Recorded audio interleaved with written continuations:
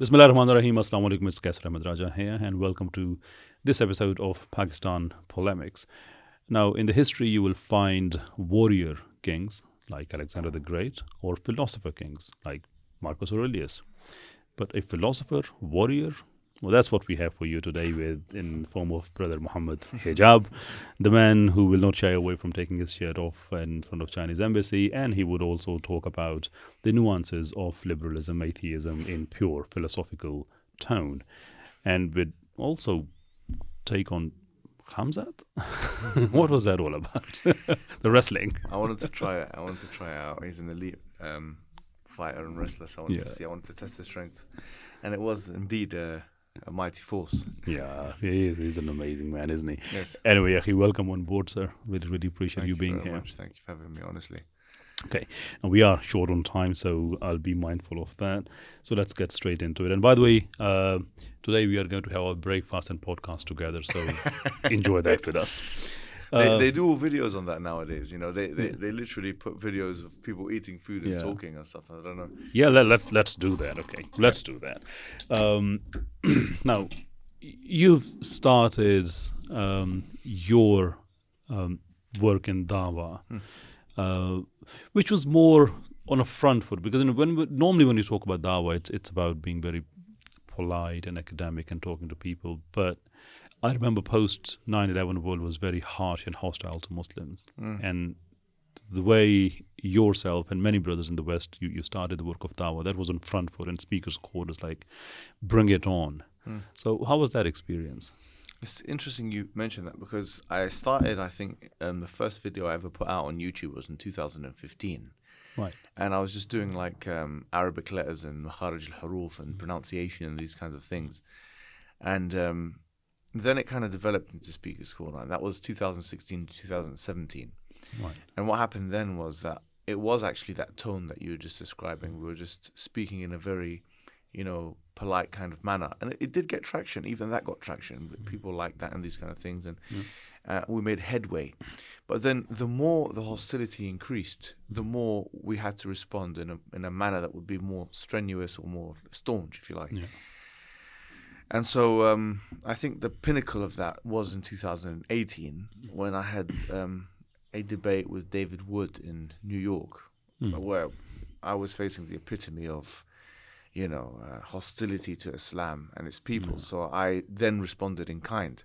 And I think there was a bit of what I felt with that was a lot of people were used to seeing Shabir Ali and other people who have a very diplomatic tone. True.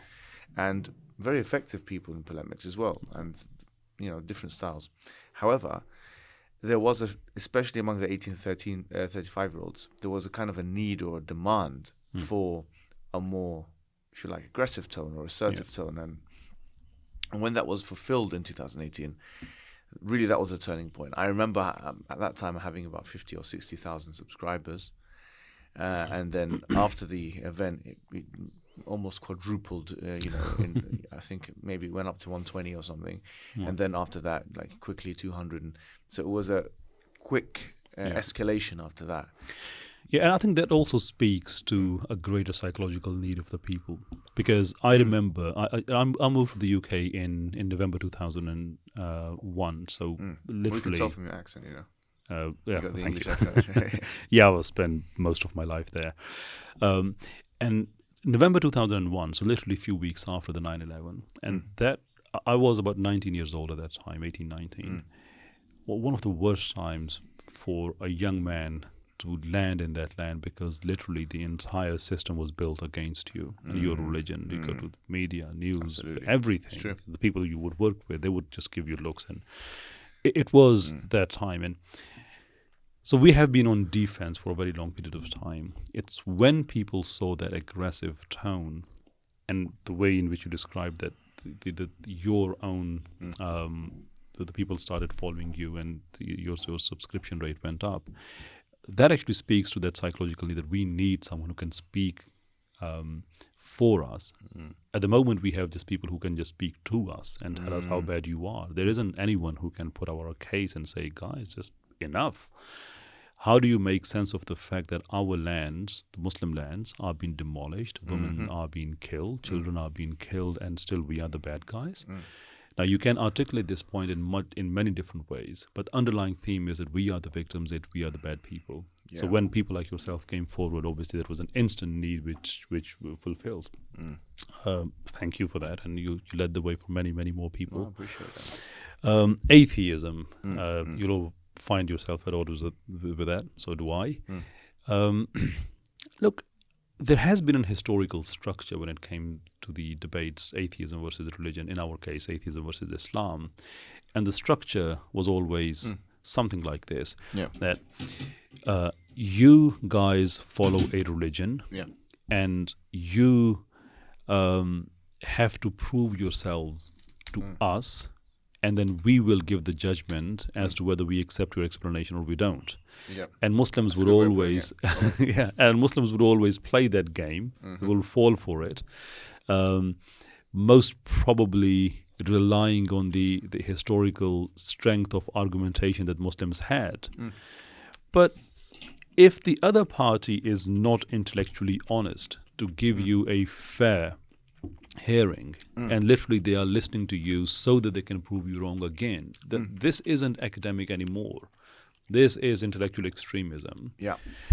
So that structure, from this structure, that you want to judge me? Yeah, sure. But let me judge you as well. Let me. And when we start to ask questions, something like this comes up. From an atheistic point of view, that we believe there is no creator, and everything is the result of random accidents, and it's been going on for nearly 14 billion years. And we all are products of random accidents. And if you think that is not the case, you are aggressive. Well, what's your take on that? I like the way that you characterized the initial state of affairs, because I do think it's an intellectual food tasting exercise. Like we have this guy called Gordon Ramsay. I'm sure you've seen him as a chef. The chef, the kitchen, yes. And he'll have food in front of him, he'll eat it, and then he'll give you his opinion. And I think, as you've mentioned, the atheist in a debate or in a discussion, he'll listen to the best arguments for God's existence, and then he'll hand wave it off and say, this isn't to my taste, this isn't to my liking. And somehow he becomes the arbiter for truth through his opinion. So we don't get to discuss what are the objective measures of what is the evidentiary bar that we're assessing here. For example, what's your standard of evidence? Which should be the first thing that we speak about really with an atheist. So I think you're absolutely right. It becomes a kind of judging exercise, and they're not the judge. They're not fit to be the judge.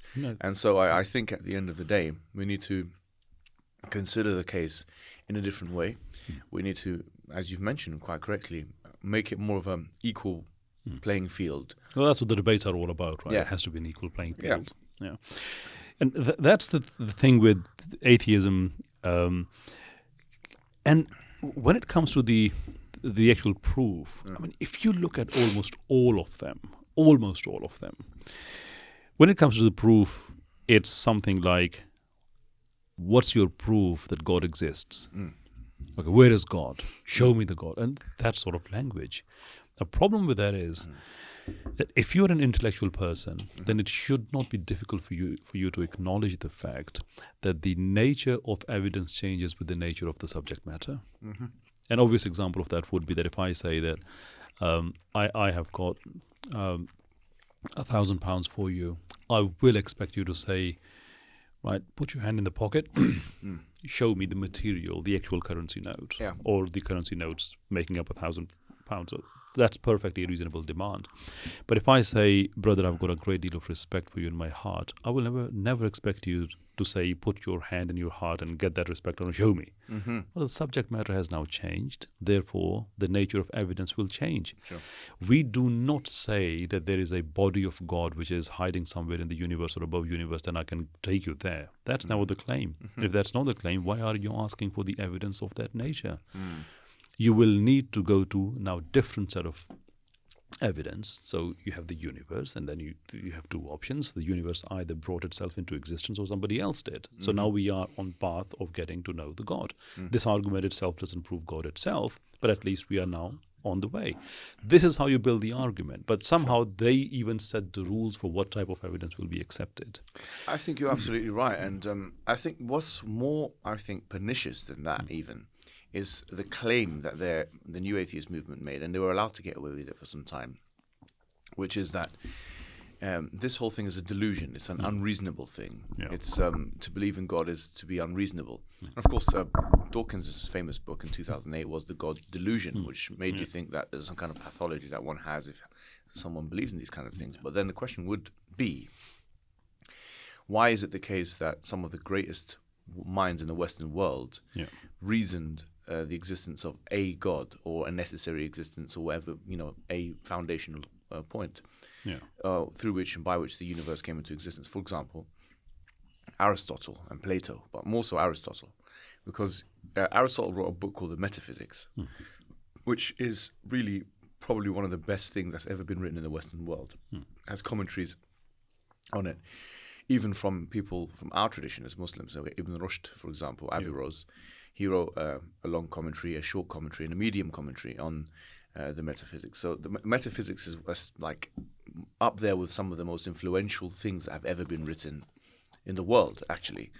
And Aristotle, in his seventh book, he effectively makes an argument for the unmoved mover, if you like, the necessary principle, the uncaused cause, all these things which have become a staple of the cosmological argument or the contingency argument or whatever other argument has been commonly made. But the point is that if this is delusion, if this is unreasonable, then why are the most reasonable people in your existence or the existence of your civilization making the case for it? And what's interesting about the case of Aristotle is that he made this point, or he made these arguments before Jesus even existed. I mean, Aristotle existed before Jesus did. Yeah. So one couldn't argue that, okay, well, he's being influenced by religion, because what religion are we talking about? With Judaism, he wasn't really being influenced by that.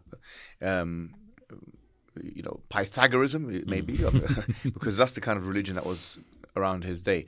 The point I'm making is that he wouldn't have been influenced. And the most pernicious thing that's been put to the table is that this is an unreasonable set of propositions. It's not just Aristotle and Plato, but it's a whole lineup of great Western thinkers from the Hellenistic period, a classical Greek period, all the way up to the Enlightenment period, including but not limited to Thomas Aquinas, Maimonides from the Jewish tradition, for example.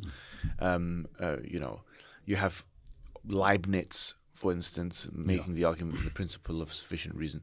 And then you had Kurt Gödel, who was one of the greatest minds in mathematics ever. We fairly recently found some arguments of his for God's existence through a mathematical mode. So you have a whole range of... Newton believed in God. I mean, Isaac Newton. The point I'm making to you is that one of the worst things, I think, most pernicious, is to deem the arguments for God's existence to be unreasonable, or otherwise pathological or delusional or something like that. And because that would give the idea of the only truth. And the thing with the science and philosophy is that when you talk about the only truth, well, that's more of a religious tone as opposed to a philosophical or a scientific tone.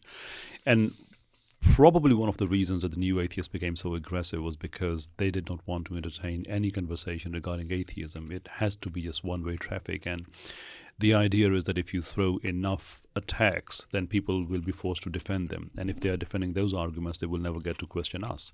But they were so wrong. People did question them.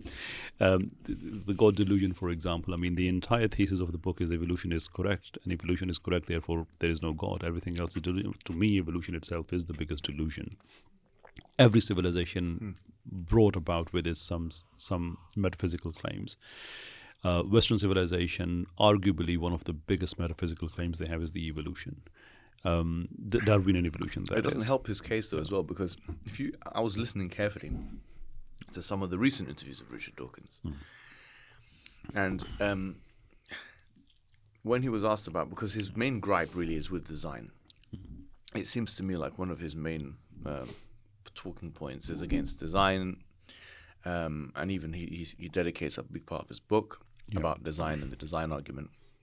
I think from my recollection, from about page 110 onwards of his book, where he talks about, you know, the Boeing 747 and so on, and he's trying to attack it, and then he develops something called the anthropic principle, which has been, he's laughed at actually, quite literally by Anthony Kenny, actually, he was a bona fide, philosopher at the University of Oxford, and he's written really many works, and he's an agnostic himself. He's not even a religious person, and when he was in a debate with Archbishop Rowan Williams, of Canterbury, and he was trying to articulate at one point the strong or the anthropic principle. When he was trying to articulate that, he was literally laughed at by Anthony Kenny because this is absolutely not an explanation at all.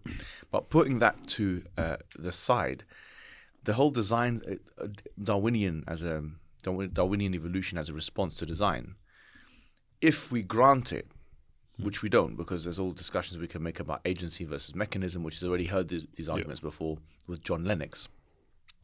It doesn't do anything for the universe because there is no evolution of the universe.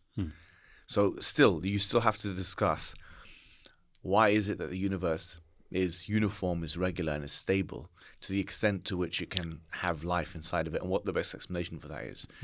And he knows, he says himself, it's tempting to say it's because of a designer. But we have to avoid this temptation. On what basis? Why do we have to? And this is, when it comes to the science, you have, what separates science from non-science? Arguably, the falsification or the falsibility of a claim is one of the major points to take to see can I falsify it? If you can, that would be science. If you cannot, well, anything but science. So in one sentence where Dawkins says that the universe looks designed but isn't, you deconstruct that and you say that universe looks designed. Does it? Absolutely it does. That is, scientifically speaking, accurate statement because you can put it to a test, you can attempt to falsify it. But when you say, no, it isn't, is that a scientific statement? No. That's just a metaphysical claim at best. And when you hear a scientist producing that type of language, that is dangerous. And I guess that goes same for all the new atheist movement, all of them. The only exception probably is Daniel Dennett, despite the fact that there is a lot of errors that he made as a philosopher, which is acceptable. All human beings, all philosophers do make errors. But at least he had an academic presence. And not many people, I would say, would copy that. But the other three of the four horsemen, from their legacy viewpoint, what they've been able to show to the world with the power of Western media backing them is that it is okay to insult religion, religious people, and in return you will get fame and money. And even when they sort of stepped into shadows much later after making a lot of money, they created a whole new rat race. Every other person wanted to be able to say, like Richard Dawkins, that ridicule people of religion with contempt, and you get fame and money for that. And then with internet, the decentralization of it, anybody literally with the microphone and camera can say these things, is created an army of shallow intellectuals. We wouldn't even call intellectuals. And to me, the four horsemen, they are even more dangerous now than they were before, or three of them at least three of them. Because when they were there and saying things, at least you could answer them academically. But now you have an army of their copycats. And to me, it's such an insult to human intellect that if you want to copy someone, why would you like to copy Sam Harris? Why? I'll be honest. I'll be totally honest. I don't know if I agree with that assessment because we in the Sapiens Institute we done I got a small piece called it's called the scientific I can't remember what I called it myself, but of the new atheists, something of the new atheists, right? The scientific delusions of the new atheists, I think that's what I called it, yeah. And it's free of charge. You can download it on PDF and stuff like that. But in that, when I was doing this particular project, one of the things that I was trying to do was find out the effect of the new atheists. We use tools and stuff like data kind of tools to see. as much as we can through our capabilities. Things like Google Trends. Because Google Trends is a very interesting tool. You put someone's name in, you select the parameters, and you'll see how much the person is being researched, in a space of time. You can also look at how much someone is reading a book through something called Google Ngram. And so obviously, Dawkins' book is an example of that, how much people are buying his book. These are things. So from that angle, there's no doubt that there's been a decline. I mean, now they're almost on the verge of irrelevance. Richard Dawkins still maintains a kind of relevance, but Sam Harris has moved on to a completely different thing now. He's a political commentator for the most part, and he's trying to be a New Age spiritualist. I'm not sure if you've seen him, the meditations and all that kind of thing. What they haven't done successfully is they haven't produced students. They don't have institutions where they had people to carry the torch after they were gone. In a systematic and methodological way. And so because of that, I think the problem has been that, for them at least, they've kind of been refuted now. Oh, they have been. They the point I'm making is that they created inspiration for many wannabe YouTubers who became a kind of an expert in theology and the religion and atheism. Do you have any names in mind of like? I wouldn't like to give them any notoriety, but I've done a lot of debates with them. Oh, sure. They are particularly now. What, in Pakistan? Well, Pakistan, India, or many people who are now part of the diaspora. They are living. Do you know what it could be then? It could be that Pakistan is 10 years behind. At least. So in terms of these kinds of things, it's like, okay, they've watched these 10-year-old videos and then now it's becoming relevant in Pakistan. And even the tendencies are the same. For example, West predominantly politically secular, but the decision makers, they still follow a religion, and Christianity is still the biggest religion, if not practiced, at least is followed. And the war that took place, or the wars, I should say, took place in the Middle East, they were against the Islamic countries. But you simply don't go and start bombarding countries. You have to develop a case. You have to justify that. Yeah, sure. Chris Hitchens was making an argument for it. And Sam Harris. I mean, look, I think he dedicated about 5 pages in his book, different Quranic verses. A man who couldn't read Arabic, can't understand that. He actually dedicated about 5 pages in the book, End of Faith, justifying and dehumanizing them. So what they have done is they manufactured the consent and made it acceptable that it's okay to kill because they are subhumans. The language. Now that totally, I totally agree. I mean, with Christopher Hitchens' famous debate with George Galloway, I'm not sure if you've seen it. Parts of it, not the entire debate. That was, according to his own loyalists, Christopher Hitchens' own loyalists, they say that Christopher Hitchens was destroyed in that debate. It was George Galloway is probably one of his best performances. I genuinely recommend it for any enthusiast that wants to enjoy it. It's very entertaining. But see, the legacy of that is that the way in which they justify those wars. Now we had these wannabes horsemen that I was referring to, the YouTubers. When it comes to Gaza, and later in the podcast we will talk about Gaza in detail. But right now the point I'm making is that they are justifying the genocide in Gaza the same way that their inspirational superheroes did. And all the people who are against terrorism and extremism, they have been the biggest enablers and consent manufacturers for it. And that's something that needs to be put on record. So very briefly, I would like to touch upon what we call the Desi atheists, quislings. I love that. I'm going to use that. I'm actually going to take that from you. I love that. Can you explain to the audience why you came to that term? Well, Quisling, in the Second World War, he was a pro-Nazi, one of the Scandinavian leaders who sided with Nazis and turned on his own people. And he was given some kind of little power. But then the Quisling itself in the intellectual sphere became a notion of those who side with the enemy. And when I say enemy, I'm going to use that.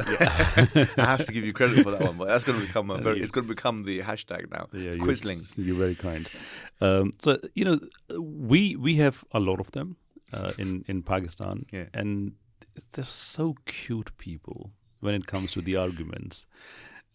Somehow they think and I've also made a meme on this as well, that you Muslims are back, lacking in science, and you are behind everything and all that. So, guilty as charged. That's what we are. You are not Muslims anymore. What have you done? So I've got a meme that their allegation is absolutely true, but because now they have left us and upgraded, so allow me to show you their achievements, and then there is a vast empty space, and it says the end in the end. Oh, that's a good way of putting it. That's because I never thought of it from that perspective. That the secularists here in Pakistan have the superiority complex. A lot of them do, not all of them. Not to generalize. Some of them are, just following whoever. Yeah, but what have they achieved? That is a great question to ask. I mean, if that's what you yourself, rather than the white man you copy, the Gora that you copy. What have you achieved? That's a great question. Yeah, I'm going to start using that question as well. Even if they're copying someone, at least copy and produce something. Yes, that would be an achievement. Yes, but it's just those tired arguments of feminism and the intellectual dishonesty in there. It goes to the extent I wouldn't even call dishonesty, because dishonesty warrants knowledge. When you do injustice to knowledge, that's when you are dishonest. I mean, the lack of knowledge is so prevalent there, that, for example, in one of the debates, I had a gentleman, and I said, we want Sharia in Pakistan. He said, what type of Sharia? I said, what do you mean, what type of Sharia? I said, you got Shias, and you got Sunnis, and within Sunnis you've got Ahl Hadith, and you've got Deobandi and this. And I said, no, you're talking about fiqh. Fiqh and Sharia, you're just confusing them. But it didn't make any sense to him. I said, okay, well, what do you want? He said, secularism. I said, what type of secularism? He said, what do you mean? I said, well, socialist secularism or liberal secularism. See, now you're taking them to tier 2 of the... or classical... Now you're bringing the quisling out of his comfort zone. Exactly. And he had no idea what he was talking about. Same goes with the atheists. There was a guy who said, I want to debate you. I think I was in a Twitter space. And I said, well, sure, by all means, we can have a debate. But look, I don't debate agnostics, so I need to make sure that you aren't one, because if you have no claim in a debate, then it's wasting everyone's time. Wasting the time. Exactly. I said, no, I'm an atheist. I said, okay, thank you. Do you mind me telling us what type of atheist you are? He said, well, I'm an atheist. I said, no, you can be an ontological atheist, or you can be an epistemological atheist, and they are different things. And he said, ontological. I said, well, in that case, it's at best is your opinion. I mean, again, there isn't really much to debate on. But then he couldn't pronounce epistemological. I said, oh no, I'm the other one. That was classic. So these cute boys and girls, I don't think we should disown them by simply always offering contempt and whatnot. But at times, it's very important to bring them down from their sanctimonious horse, and when they feel like us, then we start talking sense. So, from your experience, would you say that the sanctimony and the condescension from, say, for example, a large portion of the elite, when I say elite, and I'm talking about the monetarily elite, not necessarily any other kind of elite, but secularists in this country, is high? Or would you say that, do they use heavy-handed tactics with religious people? Well, always. Yes. Always. It's the only thing is that the religious people, because they are not organized. So normally what happens is something bad happens. And mob lynching starts. With herd mentality, group mentality, it just happens. Most people who even taking part in that don't even know what's happening. Seculars are much more organized. They do it at institutional level, at policy level. So, for example, now by force, biological men, under the pretext of being transgenders, they are given admission in women-only universities. That is brutal oppression. That is fascism. Because the whole point of making a woman-only university is to give them a secure environment in which there are only women. I think feminists would even be against that, really. They aren't. Oh, really? Well, Pakistan is a gold mine for these people. Any kind of stupidity is most welcome here. So we have Aurat March, for example, Aura, woman. And they hold their events normally around 8th of March, when the International Women's Day is, and they claim to speak for women. Sure. But do they have big numbers? Oh no, I mean in their the actual procession of the event, probably a couple of hundred people, and Really? most of them they fly from the other countries just for this event. Really, They fly yeah. back, so they don't have the local support, but they have a lot of presence in media. Mm-hmm. They are revered in the media. So and how it's, many, like in the protest, how many would you say in a protest that they can gather? Mera jism meri marzi is a slogan, right? It's my body, my will. So basically, I can do whatever I want to do. Sure. I can't. The patriarchy is bad, and all men are trash. And They'll be saying that kind of stuff. They are saying those sort of things. But is there an organization behind this, or is it just? It's the Aurat March is the organization Oh, is itself. that okay? Yeah. All right. And we have identified their patterns long ago. Identified their international partners. And who are they? ILGA, for example. Oh, really? The International Lesbian and Gays Association. They've publicly acknowledged them that all the LGBTQ work, that type of work, is done under the garb of transgenderism, and transgenderism is then linked with Aurat March. So we've explained that long ago that look, these are not these. This is a bad news for Pakistan, and now apparently, wherever the funding may come from, I can't confirm that, but seemingly, on the face of it, now they are so close with the transgenders of Pakistan, and all the illicit activity that takes place in Pakistan, when it comes to the homosexuality, for example, and even the pedophilia, that is done. Bachabazi. Yeah, That's that's it. called, Yeah, that happens, and I have to be honest here to say that there are many people who are against that within that community as well. That we didn't foresee it would go that far, but it is going that far now. Is it true to say? I mean, the Khwara Sira, is that what they're called? The women in the Khaja Sira. Khaja Sira. Yeah. Are the transgender? Tell us more about, because this is something I found. I mean, we were driving around, and there were these kind of males, like visibly males, but they were cross dressers, effectively, like begging in the streets and stuff. And they'd come to the car and knock on the windows and stuff. And they looked like they were genuinely like they were disturbed, that they needed to be helped medically and psychologically. Is there a situation whereby some people from the LGBTQ movement are making an argument using the Khwaja Sara as these individuals in order to further their case? Is that happening? That's one of the ways. First of all, you very accurately identified that these seemingly males, well, they are males, right? We have Danial Abdullah in Pakistan. He's a great researcher. He traveled across Pakistan and interviewed hundreds of them to see what's the actual state of affairs, and he found that all of them are male. Is there not all of them are males? Meaning, because what I heard was that there was some kind of historical link to the eunuchs of the Mughal Empire. Yes, and that the practice of castration is continuous until this day. So are some of them castrated and other males, or are all of them? The people I'm referring to, they're not even castrated. Really? They are not. They are just even they. So the ones that come and knock on the windows of the car. Those have been researched and they've been found to be males, not castrated. Really? Okay. Even people who are publicly people declare themselves as transgender. Sorry to say, what kind of research is this? What you do is when you go inside, you find they have so many different factions. Sure. And so they've got communities then. Oh yes, they have a guru. They're guru. That's the house, basically. Is that the house, or is it sorry to say pimp? Is it a pimp? A guru can be a pimp, but it's not necessarily a pimp. Guru is the actual ringleader of a particular house. Yeah.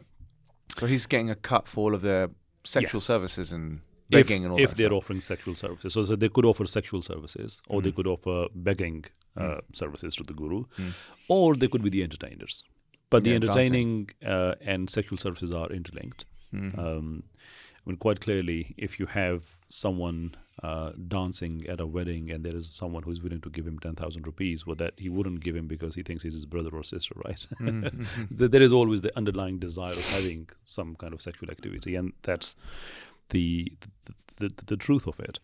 So and a lot of them are actually abused. I mean, badly abused, isn't it? Badly abused. There's no doubt. No doubt they're badly abused. So the entire structure, I mean, we have to start with the terms because they love to confuse the terms so that the people can't understand what's going on, because this is how they can get the public sympathies.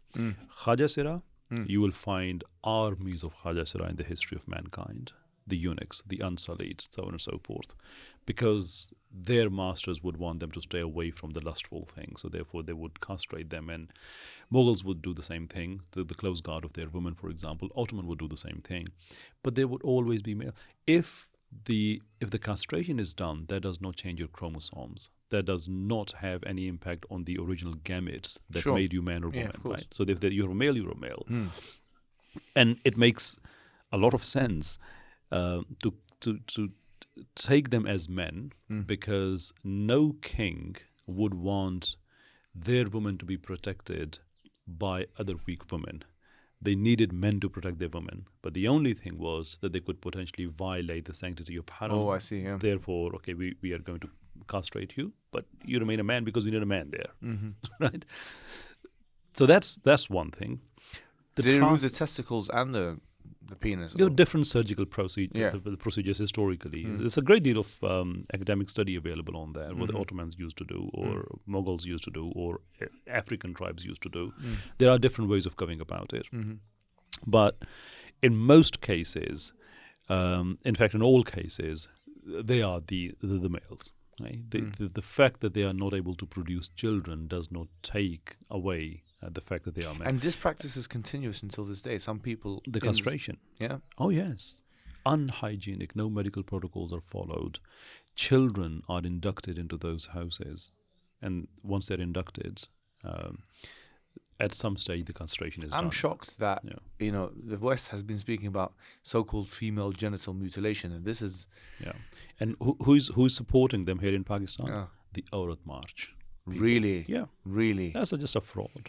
And that's why who's backed by the West? Yes. Yes, the West. I mean, there is no doubt about it. Wow. The British Home Office, they've publicly acknowledged this, that the queer community is now finding more confidence because of people like Aurat March. So it isn't something which is hidden anymore.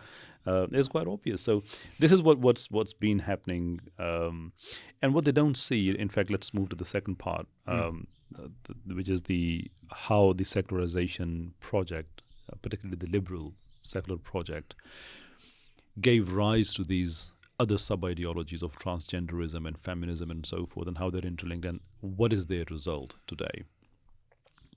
To me, we, as the human beings, we share this planet with animals, but our moral superiority does not come from our physical strength. I cannot fight a bear. I cannot fight an elephant. The moral superiority comes from the morality itself, that we are moral beings. Do I need freedoms? Yes. But then how do I know which freedom is suitable for me? And the simple most way to understand that is that any freedom that reduces the gap between me and an animal is degeneracy, is not a freedom. And the Western liberal secularism has been reducing the gaps between us, the civilized humans, and animals. And I want to make it very, very clear. In fact, they consider us to be animals. Let's be honest. I mean, we're just a glorified chimp. That's what we are. That's the language used. Yeah. Exactly. Glorified chimps. You know, we can think better and reason better, and that's basically all what there is to it. And when we see those types of things coming in Pakistan, it becomes difficult to understand the thought process behind that, because I have said this quite a few times, that even if you go and buy footwear, you will consider a number of things. Your age, your sense of fashion, price, quality, and so forth. You want to bring in a culture without examining it, what it did to the West, how people are now publicly calling themselves dogs, for example, trans-age people. That's not an exception. That is a necessary consequence of having that type of free environment.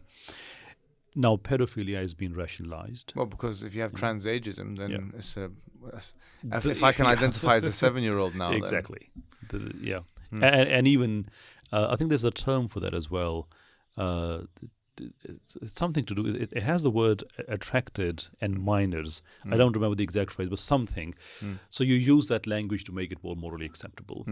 And the result of that is that the population decline also, because all these things, they actually result in population decline. Sure. And I don't care what kind of development system you put in place for humans. If you don't have enough humans, that system will not work, whether it's the education system or the health system or any other system. One way in which the population is now declining is the result of it. And our desi seculars, the quislings, they don't even examine that. And they just want to assume it, bring it here, and make it obligatory for everyone. That is the sort of senseless things that I want you to take away from our part of the world back to your world, that, guys, we are fighting here, and people are rallying around us, but there are a bunch of idiots in Pakistan. They think that, no, they are getting it wrong and we are getting it wrong as well. No, but it's all over the Muslim world. There's always these quislings are all over the Muslim world, unfortunately. And it is, I think the root cause is the Gora complex. It's this idea of an inferiority complex. It's the post-colonial syndrome. You know, when I was coming here, I was speaking to the guy about the Mughal past, and he was talking about how, like, how the Mughal Empire was actually one of the most prosperous economic empires, and all these kind of things, and how, money would be effectively taken and obviously put back into the United Kingdom.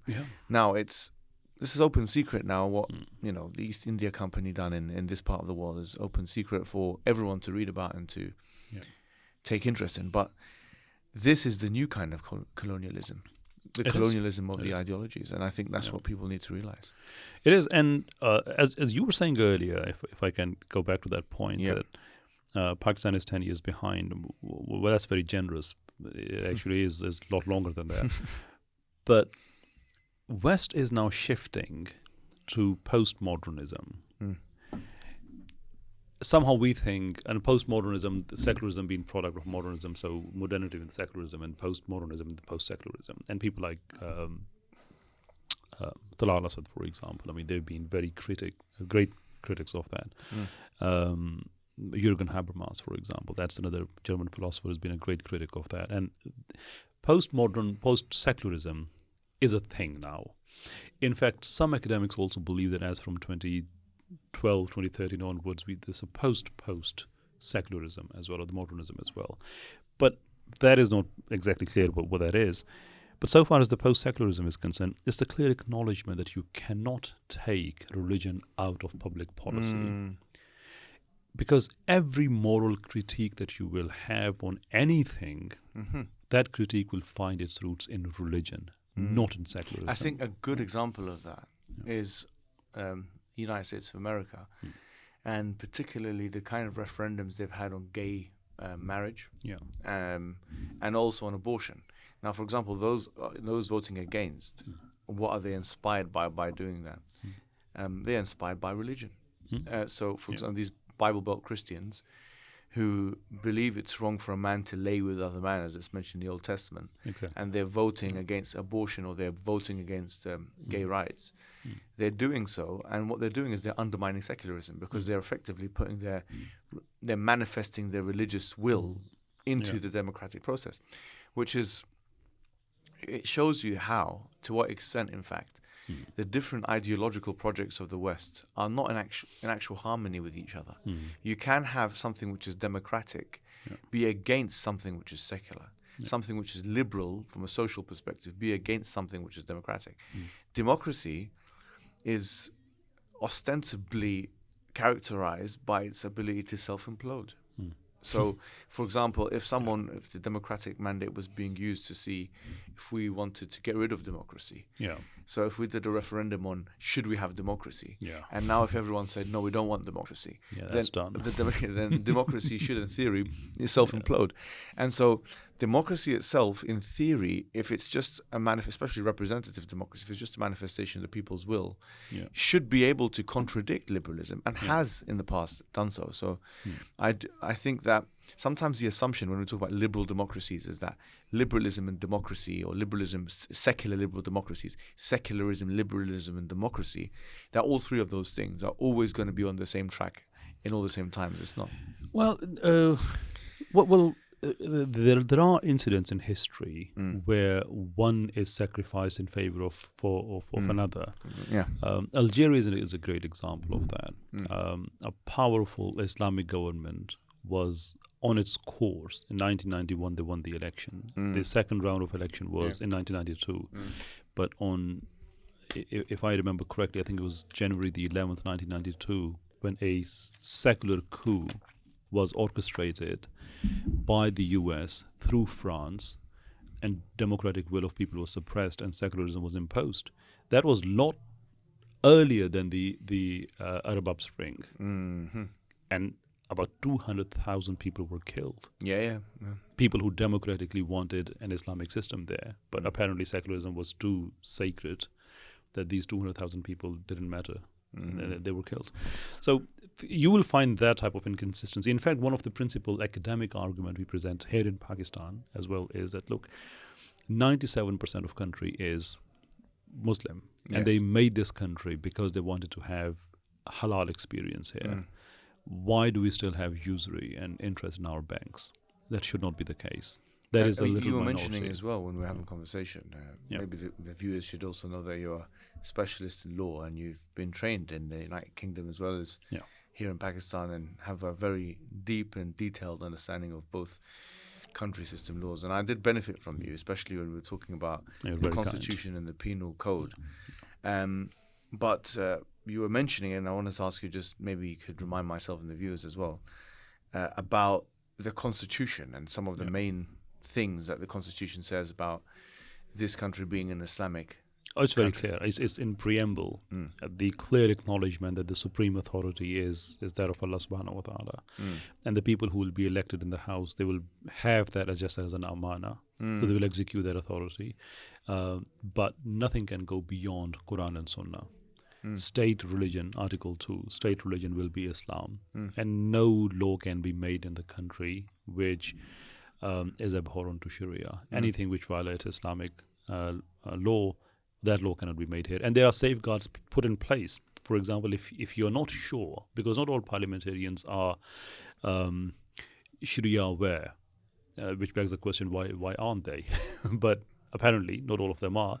So if they make a legislation, and if they're not sure about it, there is a Council for Islamic Ideology, a statutory body made up of Islamic scholars. That legislation would be referred to them, and then they will give their opinion. It would be a non-binding opinion, because ultimately legislation or the lawmaking business is of that of legislation, not of a council. But they will give their opinion that this is, whether it's according to Islam or not. So it will go back to the parliament, and then they will make the necessary amendments. So it's clear that they've tried to amalgamate some of the kind of British parliamentary systems and also the Islamic systems together. Nevertheless, I mean, it does with issues to do with like homosexuality. You were mentioning to me as well, like the Penal Code in Article 377 bans homosexuality in the country. It does, clearly it does. Yeah. But what they do is they create pathways to accommodate that. For example, the seculars, they literally smuggled in a legislation in 2018 it was. Smuggled, I say this because it was smuggled. There's no debate on that, nothing. It was literally last day of the parliament. Parliamentarians were in rush to leave, and they said, oh, by the way, we have another legislation to accept. They said, yeah, whatever. And that's how it got passed for all practical purposes. Now, that legislation allows any person, so there's a definition of transgender. What is a transgender?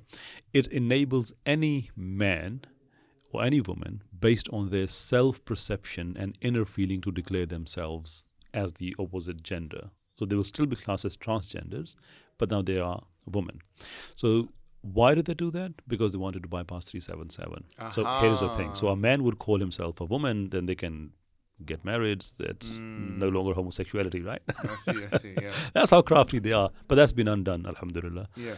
We won the case against them in the Federal Sharia Court. Now it's contested in Supreme Court, and we are waiting for hearings to start. Are you part of that yourself?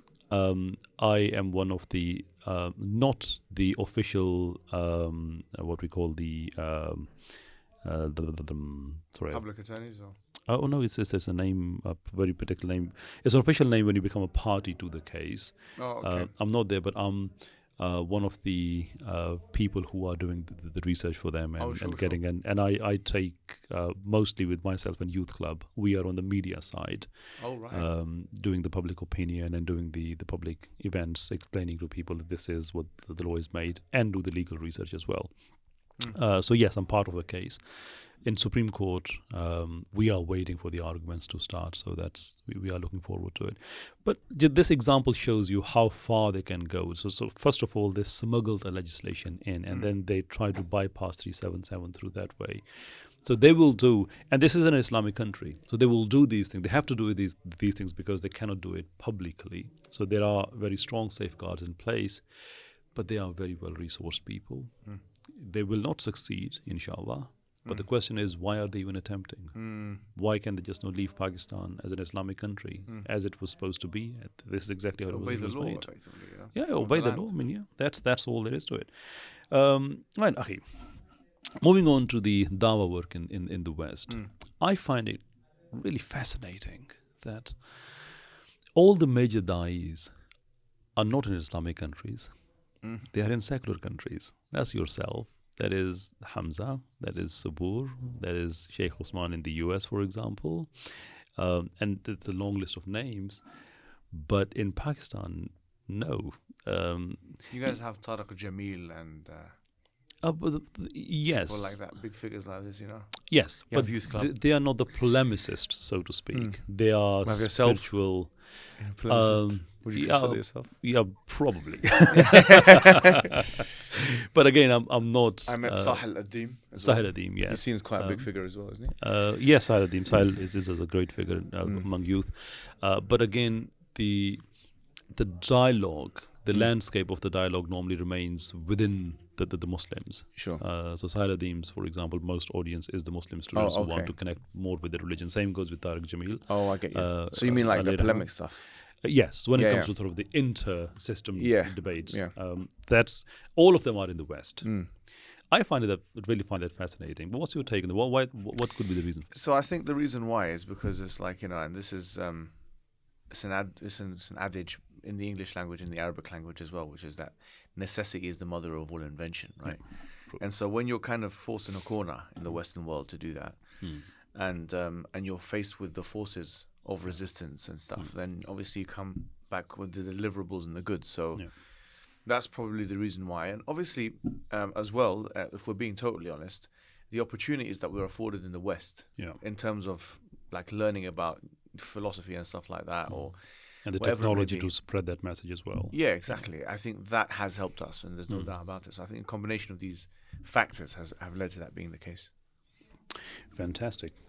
Last topic of the day, Gaza.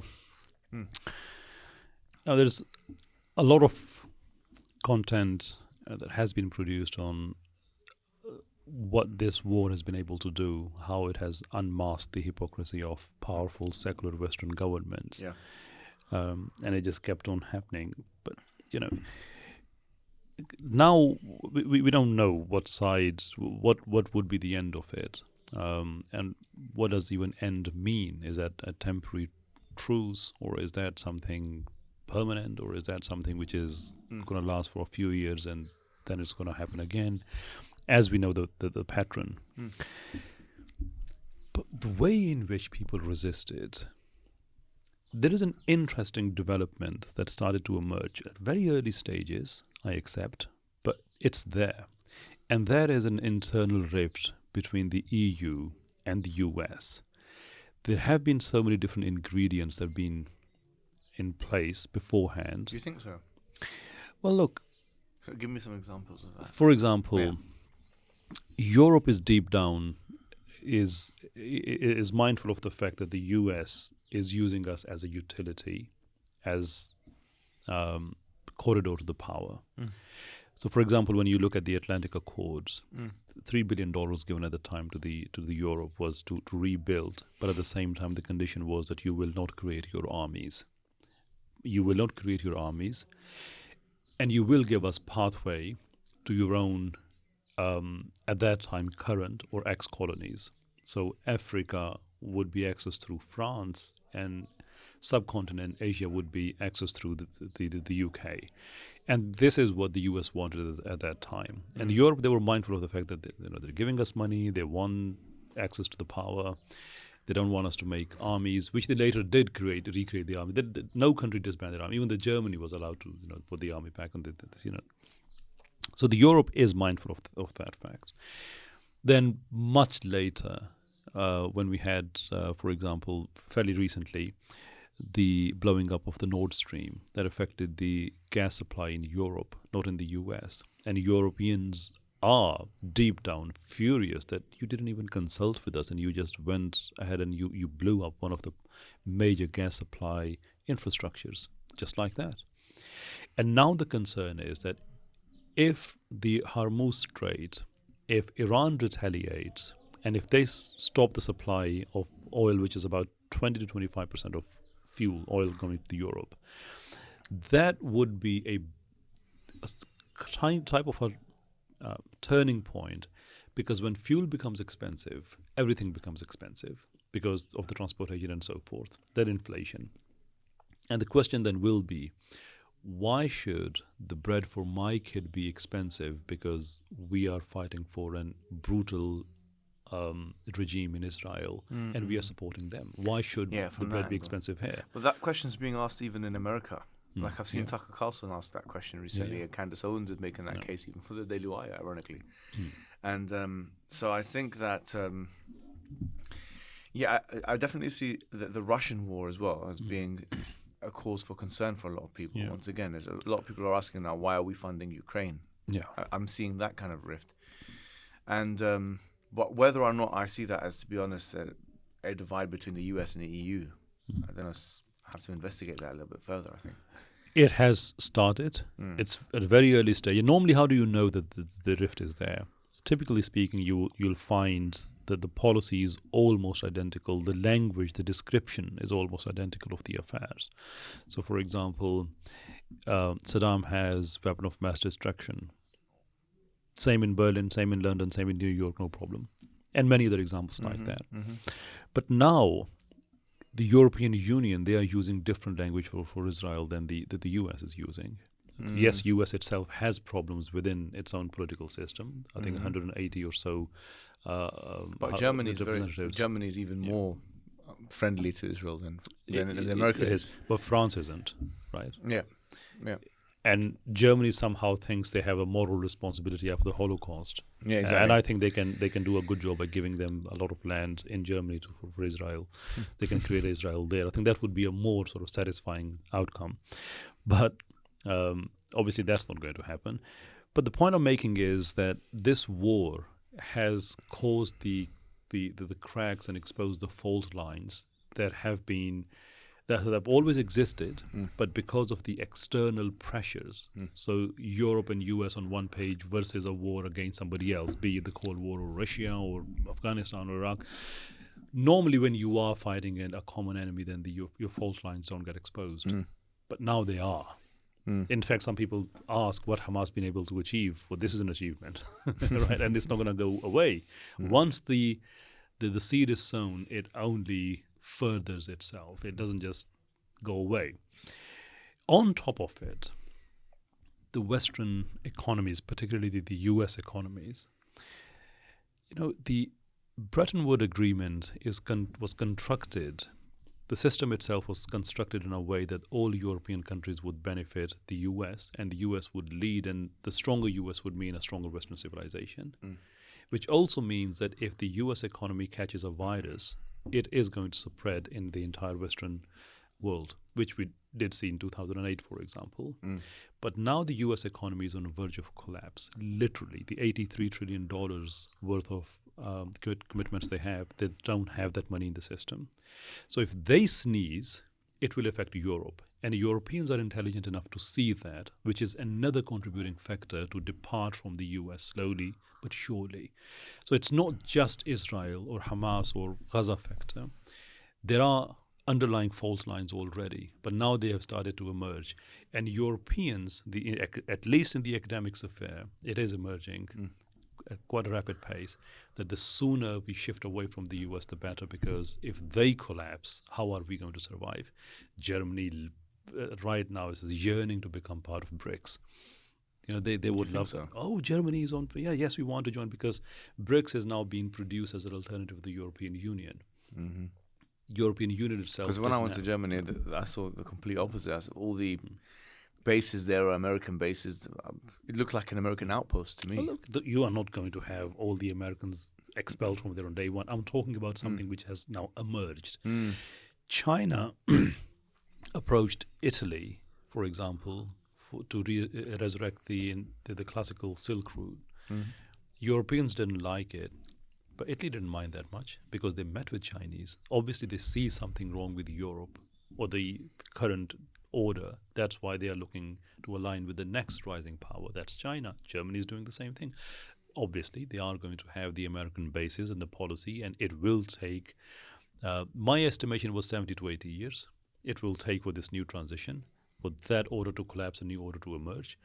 But I spoke to an American academic a little while ago, and he said, "You were very generous. It's going to take 20 years."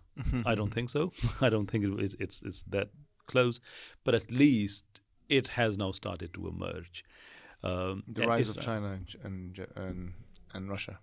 The BRICS, all of it. Yeah. Now BRICS Plus, actually, even though India doesn't like many of the countries coming in, but it has to. But they don't have a unified ideology. That's the next stage. That's the next stage. And the reason it is going to happen is because the three competing powers of the last century, that's fascism, communism, and liberalism, the three alpha males couldn't exist together. So two of them got together. That's the communists and liberals. So Russia and then the UK and so forth, they defeated the fascists in form of Mussolini and Hitler's. But immediately after that, they started fighting each other. And the United Nations that was made at the time, it was representative of liberals and communists. So China and Russia being from communist side, and Britain, France, and US from the liberal side. So they maintained that order, but at the same time, they also fought the Cold War for years and years. And in late 80s, early 90s, when the Soviet bloc collapsed, and much before that, from 1977 onwards, when China transformed their economy and became more sort of liberal economy, they were no longer an economic threat. In fact, they became partners in many ways. The liberal order, that was the only protagonist in the movie. I mean, there's no competition anymore, which is the reason the things like End of Histories and so forth, those started to come. But now it is collapsing because of these reasons. BRICS are intelligent people. What they are doing is they are taking at least one powerful country from each continent, representing different ideologies. So there you have India and you have Brazil, you have South Africa and you have Russia and you have China, and now we've got Saudi Arabia. So they are trying to form a new ideology which has started from economy, but then it will turn into a political order. This is the line they are following.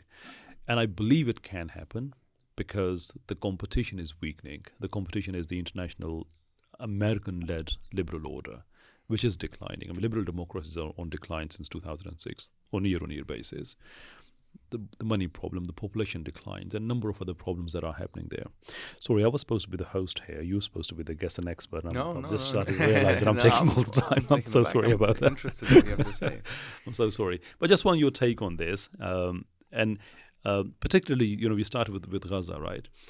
This place, Palestine, is so amazing that it has been part of the center of all the major changes in the human history. And now we are talking about a change of order. And it's the Palestinian brothers, they've exposed the false lines. Now it's all your fault. I promise I won't talk anymore. No, I think you're right. I think that the Israelis had this aura of invincibility. Yeah. And I think that's been shaken to the core now. I mean, after such an event, and I think now they're trying to save face. Netanyahu in particular is trying to save face. Yeah. But it shows you if this is the level that they're operating on militarily, where they can't take out 30,000 people of military militia. So it shows you the extent to which, if we really had our hearts in this project as territorial armies of the Muslim world, how there would be no stopping us. And obviously, the big obstacle to that would be America. Yeah. But you've just put in a very good way that the order is changing. Yeah. So if the order is changing, then that obstacle of America can be mitigated. Yeah, it can be. Through leveraging from the other countries. So, lastly, do our Muslim countries not see with the 8 million army, vibrant youth, all the resources available, all the resources that you need to make a great civilization. 57 countries, most of them border to border. How many army? Say that again. 8 million altogether. All the Muslim countries. All the Muslim countries. You add them all up, it's 8 million. Yeah. And the point I'm making is that even the nuclear power, the nuclear power. So the Ummah has got everything what it takes to revive itself and create their own order. Evidence of that has existed in history, in the Ottoman Empire, for example, and before that. See, now that's what we call a unified ideology, man. And I think that's what Samuel Huntington was afraid of when he talked about the clash of civilizations. You know, because there's a unified ideology. You got 57 odd countries and 8 million people. I didn't know that was 8 million people in the collective armies. There's 600,000 in just the Pakistani army. It was more than that, actually. He put all the reserves and all that. About 600 active members. And when it comes to economy, obviously you need workforce, and the more workforce, the better. Most Islamic countries, we have young people, under 30 people. I don't have the exact percent. I think that Pakistan is about 60% under 30. And same is the true for the most of the countries. So you've got plenty of workforce, plenty of resources, armies, oil, natural resources, you name it. All they have to do is just look at where the world is going next 40, 50 years, start working together, create a United States of Islam. All the countries, the nation states at the moment, they become the provinces. Wouldn't that be amazing? It would be. That's a dream come true. I can't think of anything better that I could witness. Yeah, I'm actually planning to write a book called Open Letter to Muslim Nations, and I'll try to get that translated in as many languages as possible. So at least the idea is put out there that it is possible. The shackles of international order, they are going away. So instead of thinking, what is the new order that we are going to obey, why don't create our own? The opportunity is here. There's no better way to finish this podcast and to let people think about something than that. And I'll be the first one to read that book, inshallah. Inshallah. Akhi, thank you so very much indeed for being here. I know you've been very, very busy and you've been very kind to be with us. I appreciate it. Honestly, I've learned so much. Thank you so much. Thank you. Assalamu alaikum.